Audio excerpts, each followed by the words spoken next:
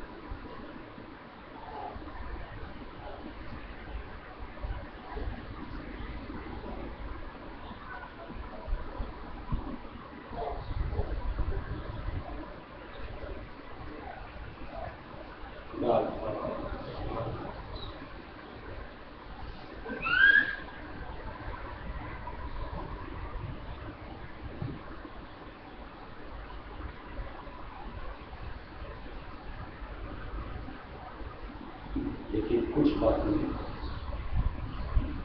चाहे आप सत्संग से जुड़ी हो, धर्म से जुड़ी हो या आम धारणा के हिसाब से बात,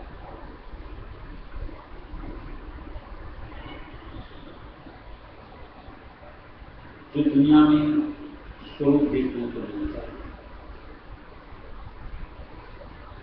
न जाने उससे लोगों को खिचक क्यों नहीं होती या समझ क्यों नहीं आता। बाहरी प्रपंच को लोग महत्व देते हैं,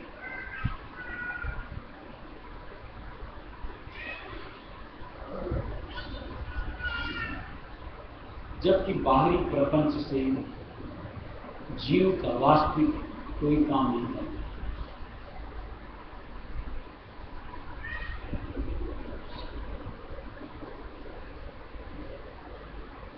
एक तरीके से प्रोपोगेंडा होता है।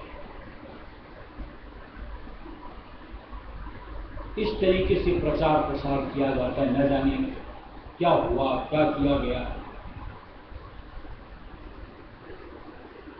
और जब तक ऐसा न हो, ऐसा लगता है खाया और हजम नहीं होता।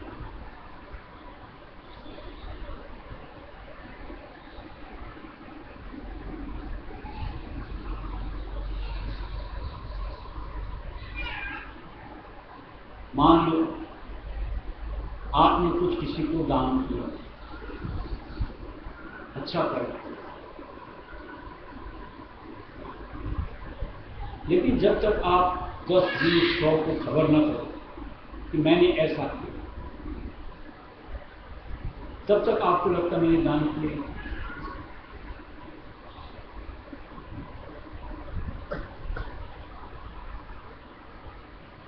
किस धर्म में ऐसी सीख दी गई?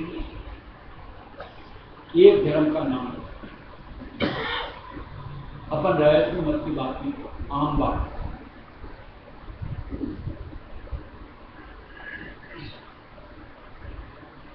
दान का स्वरूप तो ऐसा दिया गया है कि देने के बाद खुद को ख्याल में नहीं रहना चाहिए मैंने कुछ किया,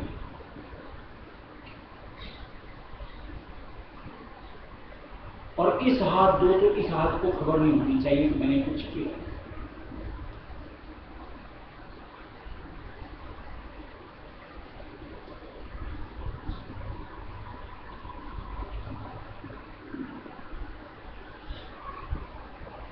फिर जो ये नामांकन कराते हैं, फहरिस्त में मेरा अव्वल नाम होना चाहिए, इस उल्लेख का मतलब क्या? कहीं बताएंगे?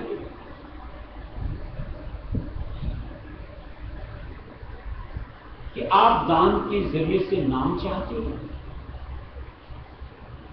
या दान के जरिए से कहीं आप भक्ति फल, मालिक की दया मेहर, क्या चाहते हैं?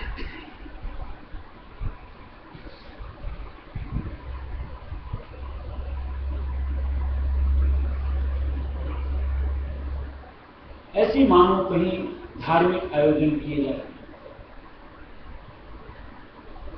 उसको इस तरीके से प्रचार प्रसार किया जाता है जैसे कोई राजनीतिक सभा।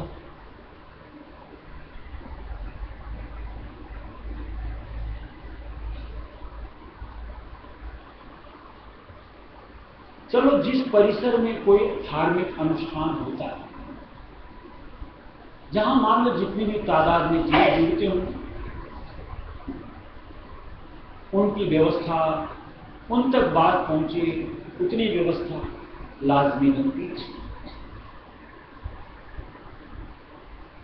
लेकिन जो बाहर लाउड स्पीकर्स लगाए जाते हैं, होर्डिंग्स लगाए जाते हैं, कहीं कोई बताए इनका तात्पर्य क्या?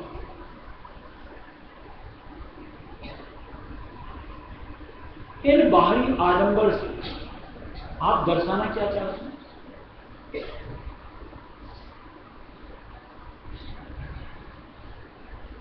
कौन से धर्म ग्रंथ में ऐसा उल्लेख किया हुआ है?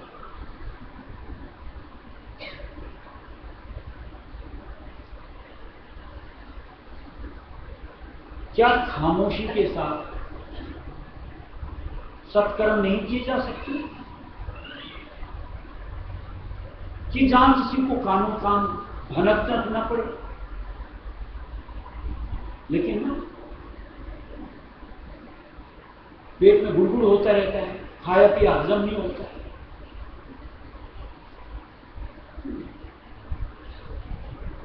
इसलिए ऐसे प्रचार प्रसार और यूं हर वक्त अपनी ही तारीफों के फूल बांधते हुए देखो दुनिया दिखती रहे।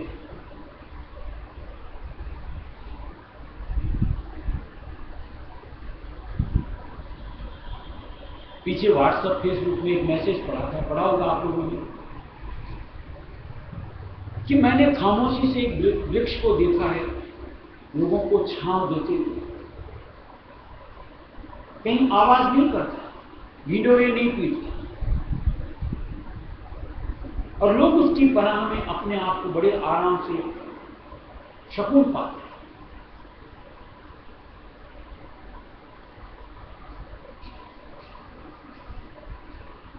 धर्म कभी भी ऐसी संज्ञा नहीं सिखाता कि जहां आपको स्थूलता मिले, मन मोटा।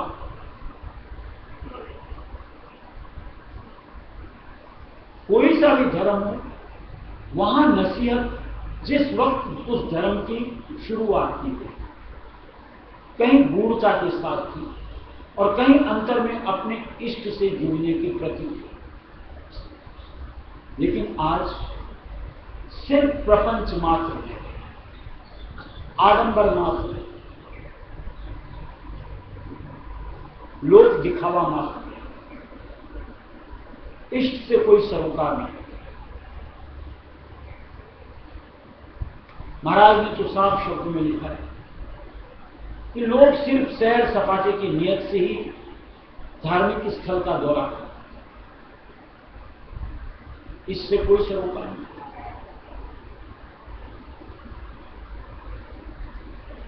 अब बात में मुख्य धारा पर जुड़ो, संत मत रहे सुनकर से।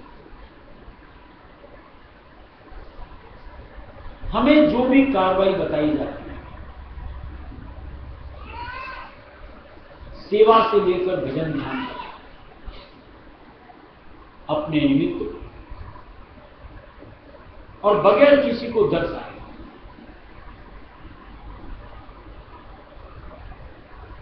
अंतर के अंतर अपना एक लिंक मालिक से अपने आप को जोड़ो।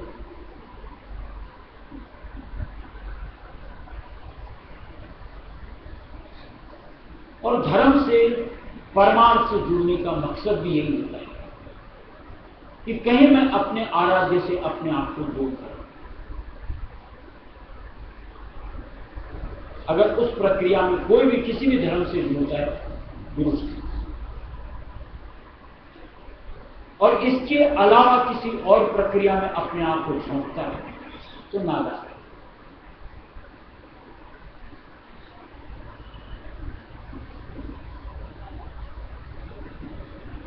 हम में से भी कई नादान सत्संगी ऐसे होते हैं कि जो करते तो इच्छाता है, यानी रति मात्र कहते हैं, और उसका प्रसाद ऐसे करते न जाने उसने क्या कुछ किया, कहीं उसको बाज आना चाहिए। जैसे कईयों के हर वक्त 4 जन के बीच में बैठेंगे, मैं सत्संग करता हूं, कि मैं सेवा करता हूं, कि मैं ऐसा करता हूं, कि मैं वैसा करता हूं। कौन से धर्म ग्रंथ में मालिक की लिखे हुए में कहां उल्लेख कि आप ऐसी चर्चा किसी के बीच बैठ के करो?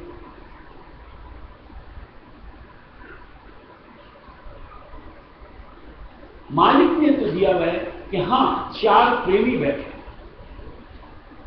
वहां आप मालिक की महिमा, अपने कुछ अनुभव एक दूसरे को शेयर करें,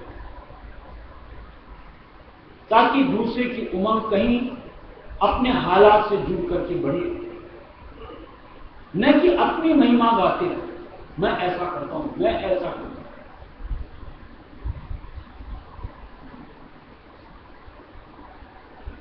ये जो मैं से जुड़ करके बातें होती हैं, ये सर्वनाश का कारण है।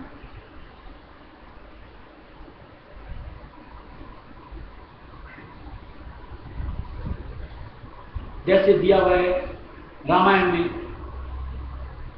रावण के निस्बत मैं आज उसके पूरे खानदान परिवार का नामो निशान नहीं था, फिर मैं तो, हम स्वयं कौन से हौमे में अपने आप को जोड़ दिए। रायत्री मत की भक्ति तो ये सिखाती है कि जहां अपना अस्तित्व ही विलीन हो जाए, यानी मैं नहीं, फिर ऐसे ही जुदी अपने आप की कार्रवाइयों को दर्शाना, ये नादानी नहीं तो और क्या कहलाई जाएगी। थोड़ा सा भी विचार अगर कि हम भक्ति की किसी भी कार्रवाई में अपने आप को जोड़ दें। जैसे मान लो सेवा ही करें, किसी को दर्शाने में सेवा के जरिए से अपने लिए कुछ फल पाए, कि कहीं नर्तन सफल हो, कि कहीं मेरा धन सफल हो, कि कहीं मेरी अंतर की भौं में खत्म हो, और कहीं मुझ पर मालिक की दया में आवर्षित, और वो मुझको अपने आप में बटोरनी है। जब तक आप बाहर के स्वरूप से अपने आप को जुड़े रखोगे, तब तक उस दया मेहर को न तो आप लग सकते हो और न आप उसको अंतर समेट सकते हो।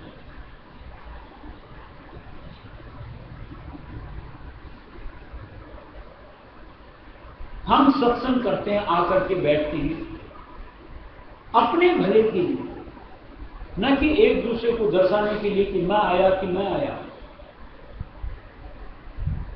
हम यहां मालिक की चर्चा सुनने आते हैं, जिसको सुन करके अंतर का अपना आकलन कर सकें, उस परिस्थिति को रखने आते हैं। कई मालिक के दर्शन, कि मालिक का प्रसाद हासिल करने आते हैं, कि जिसके जरिए से हमारा अंतःकरण शुद्ध हो। इस दुनिया का बदन मेरे अंतर से परे और कोई मकसद नहीं होता। और कोई सोच से अगर कोई आते हैं तो निश्चित तौर से अपनी गलत धारणा से जुड़े हुए अपने आप को समझ, और जितना जल्द हो उस धारणा से अपने आप को निकालें। और जैसे जैसे गलत धारणा हमारे अंदर से दूर होती है, अपने आप चाहत का स्वरूप बढ़ता चला है कि सत्संग मेरे लिए कितना जरूरी है, कि सेवा मेरे लिए कितनी जरूरी है, कि भजन ध्यान मेरे लिए कितना जरूरी है। जब तक मकसद से अपने आप को दूर पाओगे, किसी और मकसद से अपने आप को दूर करते हो, वहां पर निश्चित मान लो खामियां ही खामियां। और राय सुन्नत के बाहर का प्रपंच सिखाता है।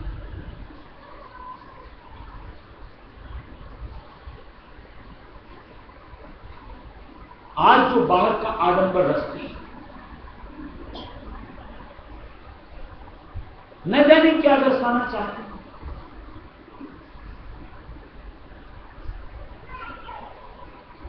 बाहर का आडंबर कहने का मतलब, आज किसी भी कौम में, किसी भी घर में एक बच्चा पैदा होता है, किसी स्वांग की ताकत है,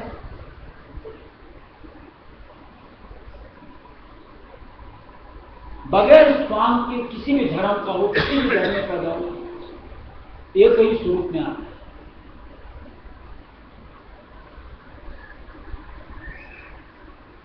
फिर ये बाहर के स्वांग किस निमित्त, उन स्वांग के जरिए से किसको रिझाना।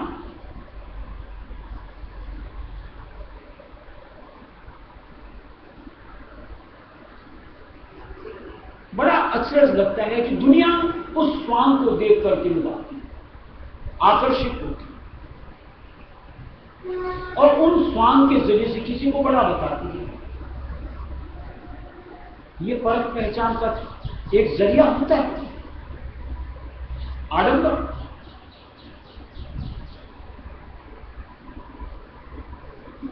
कोई जटाएं बढ़ाता है, कोई दाढ़ी मूंछ बढ़ाता है, कोई भगवा वस्त्र पहनता है, कोई नंगे बदन रहता है, कोई कुछ और स्वांग दिखाता है। कबीर साहब ने तो साफ शब्द में दिया कि स्वांग जति का पहनकर घर घर मांगी भीख। भीख मांगने के लिए स्वांग जरूर, और जीव उनकी महत्ता समझ करके उनके चरणों में पसरता था। मरण तक पहुंचने की सोच नहीं।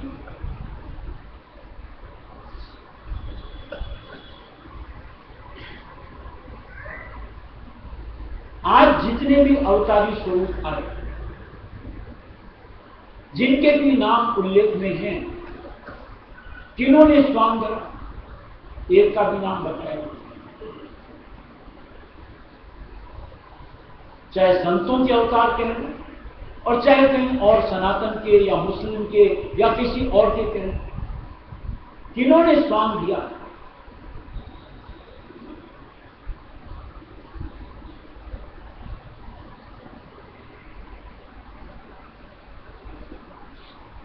आज जहां मान लो कुछ अरसे पहले या यूं को कुछ युग पहले कि जहां लोग बाग घर देश छोड़ करके संन्यास में गृह जंगल में चले जाते थे, उनका नंगे बदन रहना, जटाएं बढ़ाना, दाढ़ी मूंछ बढ़ाना समझ में आता है तर्क। आज समाज के बीच में रह करके ऐसे स्वांग करना क्या धोखाधड़ी नहीं दिखती?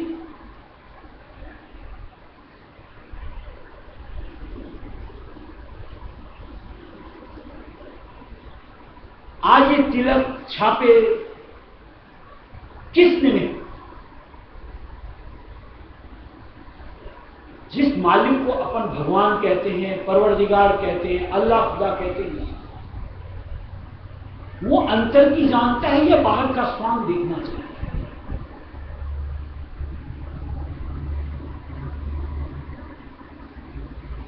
अंतर का तो शुद्धिकरण कोई करता नहीं, अंतर का श्रृंगार तो कोई करता नहीं। ये बाहरी श्रृंगार सिर्फ एक दूसरे बाहर हम जैसे जीवों को निभाने का साधन है। और कैसे कोई कैसे आकर्षित होता है, बढ़ करके ताज्जुब होता है।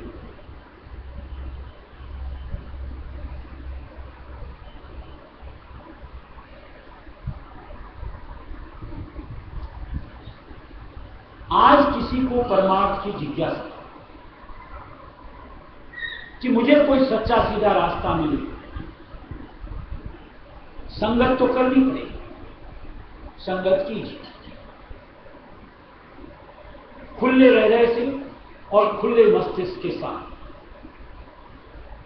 बातें सुनिए, निष्कर्ष निकालिए, सामने वाले की रहनी देखिए।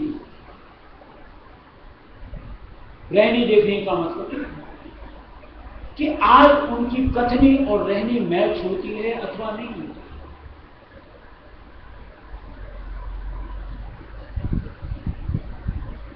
अगर कथनी और रहनी फर्क साफ दिखेगा, ये छलावा, अपने आप को वहां सुपुर्द नहीं करना चाहिए। समय जो लगे देना चाहिए, उकताहट नहीं आनी चाहिए या हड़बड़ का काम नहीं होना चाहिए।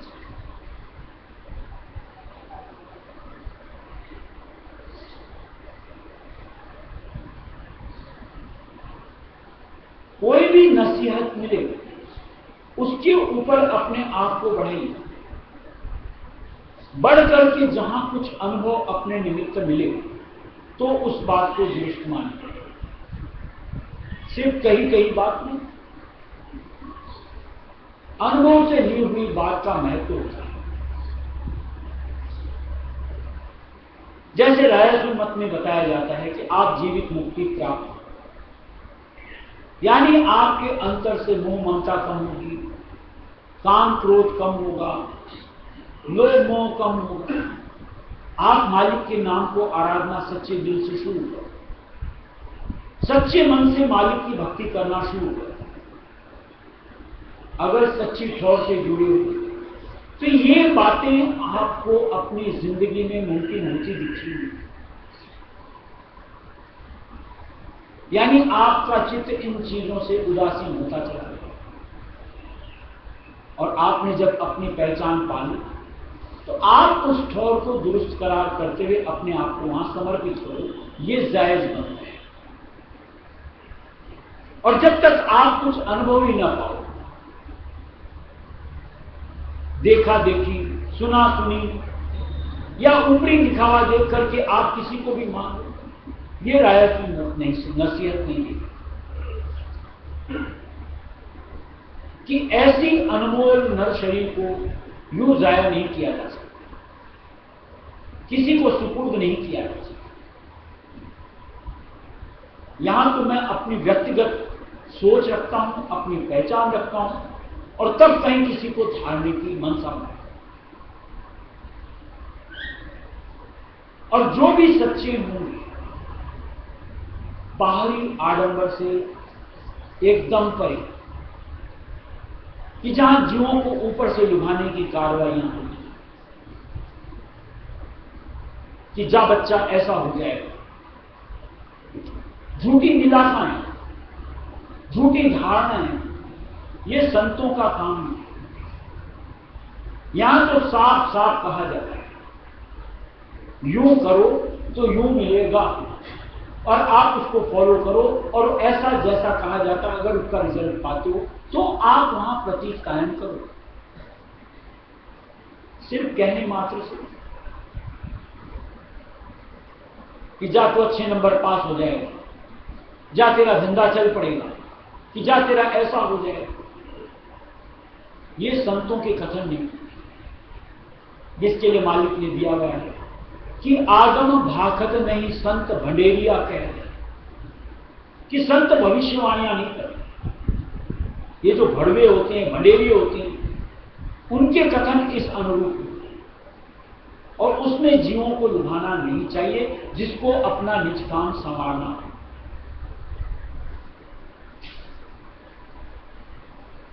संत मत ठोस भक्ति सिखाते हैं, हवा में उड़ने वाली नहीं, पग पग के साथ आप अनुभव पाओ, पग पग के साथ मालिक की लीला देखो, और अपने विश्वास को बढ़ाते हुए चरम तक पहुंचे, कि जहां सिर्फ और सिर्फ एक आधार परम पिता राजस्वी दयाल का आपका कायम हो, अपनी परख पहचान के जरिए से।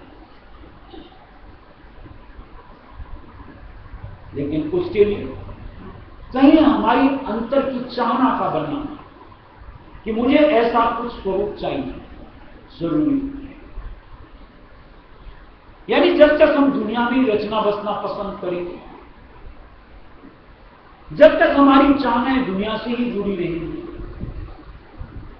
तब तक आप न तो फर्क पहचान पा सकते, और ऐसी स्थिति में कोई भी आपका जो आपकी अंतर की मनसा है फायदा उठाता है, यानी आपको भ्रमित करता रहता है, रास्ते से दूर करता है। यानी सन्मार्ग जिस पे चलते हुए हम अपने मालिक के करीब अपने आप को ला सकते हैं, उससे अलग कर डालते हैं। इसलिए एक सोच अंतर की निर्मल बनाना है कि हम जो करें परमार्थ के निमित्त, यानी अपने मुक्ति उद्धार के निमित्त करें, चाहे वो सेवा तन मन धन सुर यानी आत्मा की बन पड़े, चाहे वो सुमिरन ध्यान सत्संग भजन, कोई भी क्रिया में हम अपने आप को जोड़ें, मकसद सिर्फ एक, सुर यानी आत्मा की मुक्ति के अलावा इसके और कुछ। तब न कोई आपको छल सकता है, और न कहीं आपको यूं कहो किसी से आपको ठगने की सवाल ही नहीं उठता, कि ऐसी जब आपकी धारणा होगी कोई आपको भ्रमित करके किसी रास्ते नहीं पाए।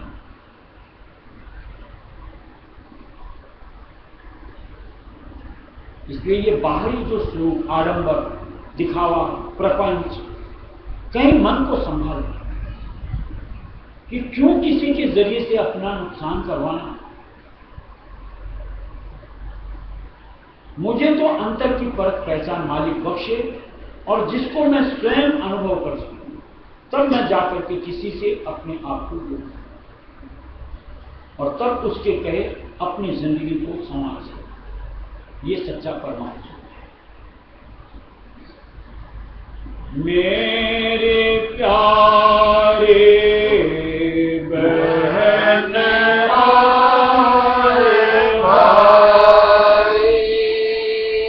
गुरु सत्संग का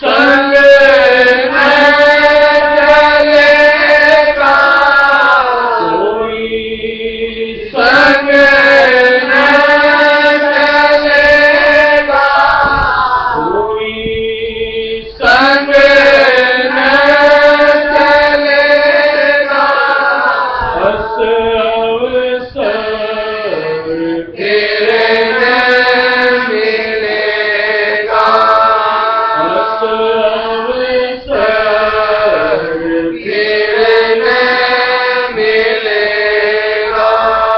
मेरे प्यारे बहन और भाई, गुरु सत्संग कारण लीजिए, गुरु सत्संग कारण लीजिए, बस अवसर फिर न मिलेगा, बस अवसर फिर न मिलेगा। हर धर्म इस दुनिया की नश्वरता के प्रति कहता है,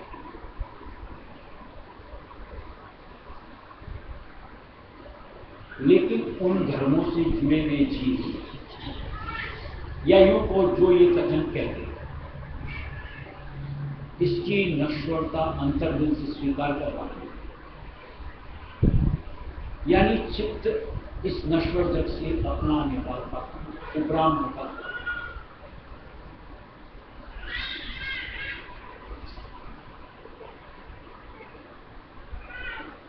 कारण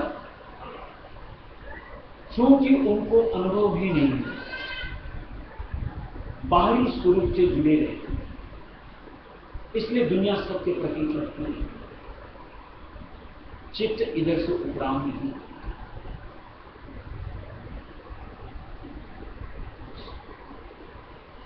अब बात सच्ची सत्संग से नाता गुरु, सच्चे गुरु धारण किए, तो जैसे मालिक ने दिया जगत भोग सब झूठी, मालिक एक एक भोग का हमको अनुभव करवाता है कि देख तू जिसके प्रति आसक्त है, जिसकी हर वक्त गुनाह करता है, चाहना करता है, ये झूठा है, ठहराव नहीं, इसमें आनंद नहीं, इसकी जगह अंतर उलट, अंतर में जो कुछ है सत्य है, वहां जो आनंद है वो वास्तविक है और स्थिर है। और जब सत्संगी उस अंतर के स्वरूप से जुड़ करके अपने लिए कुछ अनुभूति पा लेता है, तो इस नश्वर जगत के जो झूठे भोग, जिनके प्रति हमारी तवज्जो बार बार उस ओर जाती रहती, फिर जाती, यानी उसकी चाहना गुनाहों खत्म हो जाए, क्या ये मुक्ति नहीं? समझना चाहिए, अपने साथ उस चीज को अनुभव करो, और जब अनुभव हो जाएगा तो संतों की एक एक बात खरी लगेगी और अपने मतलब कि यही तो जीव को चाहिए था। हम सुख चाहते हैं, हम शांति चाहते हैं, हम आनंद चाहते हैं, लेकिन इनके लिए बाहर का रुख पकड़ करके चलते आए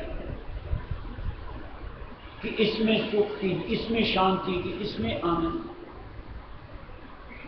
और लोगों ने हमको वही बताया कि फलानी जगह जाओ, बड़ा अच्छा है, बड़ा आनंद आता है, और हम वहां पहुंच जाओ। और मान लो वहां पहुंचते हमें आनंद मिला, कितने पल, और उसके पीछे कितना आपने खर्च किया, समय कहो, बेशकीमती धन कहो, और शारीरिक थकान कहो, उसके एवज में जो आनंद मिला पल का, क्या वो हमारा वर्ष सुफल होता है? अब मसला परमार्थ से जुड़ा है, जो मालिक संत मत राय श्रीमत ने बताया। अगर आपको सुख, शांति, आनंद चाहिए, इसकी अगर आपको चाहत है, तलाश है, तो घट अंतर में अपने आप को आज्ञा चक्र पे ही करो। वहां है सुख, शांति, आनंद। और अगर अपने आप को वहां जोड़ करके वो हासिल कर लिया, समय आपका गंवाया नहीं गया, सुफल हुआ। शारीरिक थकान नहीं हुई, बल्कि वहां से हमको कुछ चेतनता मिलती है, यानी और स्फूर्ति आती है। और वो आनंद स्थिर हमेशा हमेशा के लिए हमारे साथ बन जाता है, पल भर का नहीं होता। क्या उसके लिए चाहत का स्वरूप बनाना, ये उसके लिए प्रयत्नशील होना और उसके लिए एक लगन लगानी हमारे लिए जरूरी नहीं लगती। अपने आप को मतलब की नहीं लगती कि जिसके लिए सारी जिंदगी या कोई जिंदगानियां गंवा दी। अगर मालिक की दया से हमें ऐसे घर बैठे नहीं दिए, बस सच्ची सीधी राह जो मालिक है, कहीं बाहर की भागदौड़ नहीं, एकांत घर में खोजना है, मन को एकांत करना है और उसमें मालिक की लगन लगाना, लौ लगाना, रायस्मी नाम के। देखो आप उस चीज को हासिल करते हो अथवा नहीं। प्रैक्टिकल आप अपने साथ करो, प्रैक्टिकल से जो अनुभूति पाओ उसको तो मानोगे, इसकी कहीं उसकी कहीं उसकी कहीं मानने की जरूरत नहीं।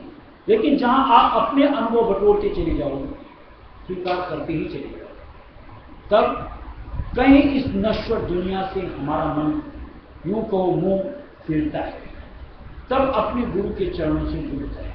यानी उनकी एक एक बात को सत्य मानते हुए अपने स्वरूप को हम उस अनुरूप बनाने का प्रयत्न करते हैं। ये भक्ति संत मत राय सुने से गुरु संग प्रीत करे सोई भागे, गुरु संग प्रीत करे सोई भागे, सुरत शब्द का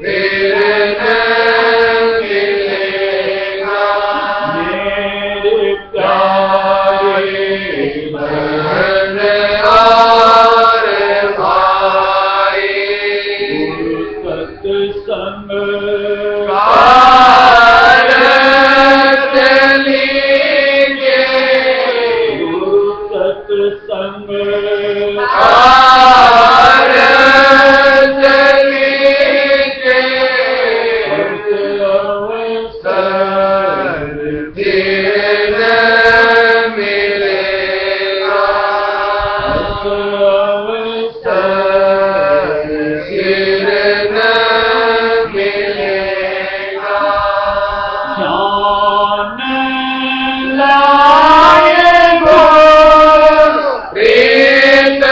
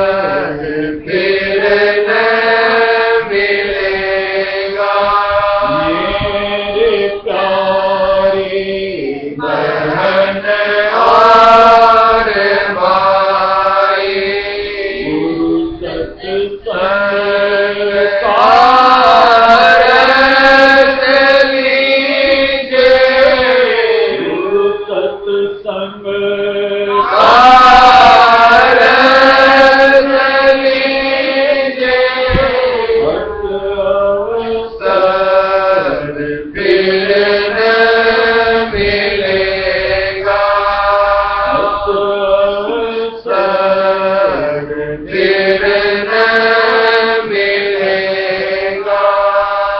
अनुभव जागे तो सब कुछ सोझे।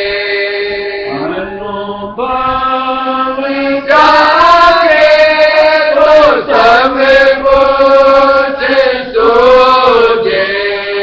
गुरु का मल ले काल से जूझे। गुरु का मल ले काल से जूझे। वही सज्जन माया को चलेगा। वही सज्जन माया को चलेगा।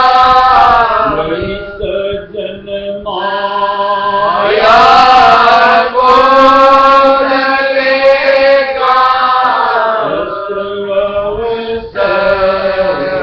फिर न मिलेगा। फिर न मिलेगा। मेरे प्यारे बहन और भाई, सत्संग कारज लीजिए। सत्संग कारज लीजिए। अवसर फिर न मिलेगा। अवसर फिर न मिलेगा। राधा स्वामी चरण शरण दीनदारी। राधा स्वामी चरण शरण दीनदारी। वही जन पहुँचे निज दरबारी। वही न पहुँचे निज दरबारी। जग दर्शन आए खिलेगा। अचरज दर्शन आए खिलेगा। अचरज दर्शन आए खिलेगा। अवसर फिर न मिलेगा। अवसर फिर न मिलेगा। मेरे प्यारे बहन और भाई, गुरु सत्संग कारज लीजिए। गुरु सत्संग कारज लीजिए। अवसर फिर न मिलेगा। अवसर फिर न मिलेगा।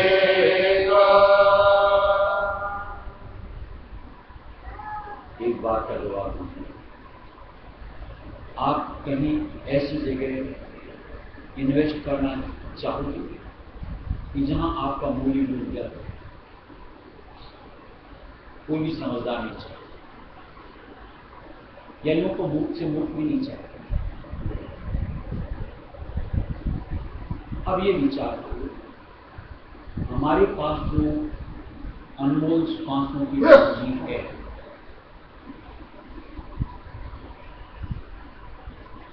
जिसको कि हम लोग नित्य में खर्च जहां इन्वेस्ट कर रहे हैं,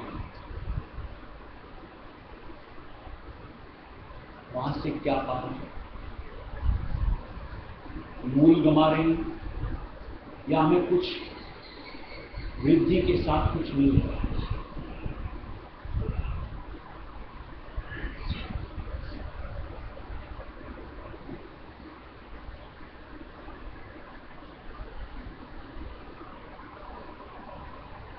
आप जैसे मानो 8 घंटा 10 घंटा बिजनेस खेती वाले 12 घंटा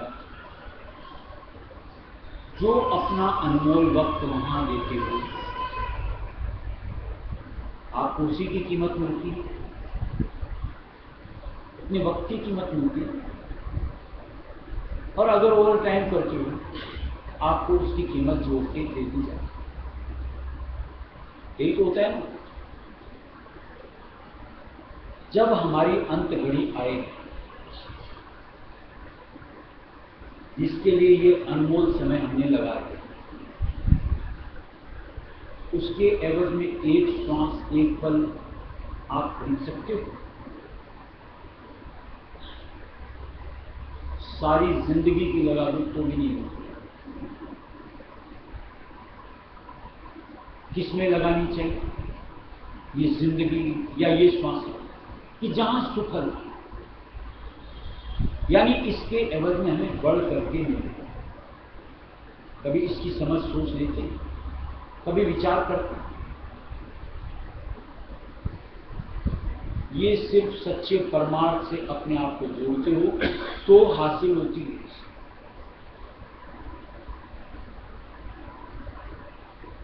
अन्यथा नहीं।